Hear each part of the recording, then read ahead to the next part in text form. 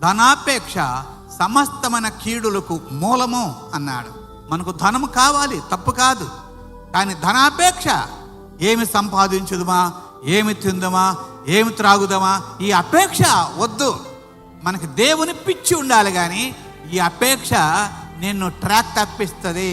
అంతటి ఇస్కరియోతు యోధాని, యేసుతో నడిచిన ఆయన శిష్యుడినే ట్రాక్ తప్పించింది ఈ అపేక్ష. ద్రవ్యమును అపేక్షించేవాడు ద్రవ్యంతో తృప్తి చెందడు. తన జీవితంలో అతనికి ఎప్పటికీ తృప్తి ఉండదు, అతనికి ఎప్పటికీ సంతోషం ఉండదు. ఇస్కరియోతు యోధా ఆఫ్టర్ ఆల్ 30 వెండి నాణాలకు ఆశపడి, అతడు కక్కుర్తిపడి దేవుడు సిద్ధపరిచిన ఆ యొక్క నిత్య జీవానికి, నిత్య రాజ్యానికి, ఆయన సిద్ధపరిచిన ఆ ఇంటిని, ఆ స్థలాన్ని ఆయన పోగొట్టుకున్నట్టుగా మనం చూస్తుంటున్నాం.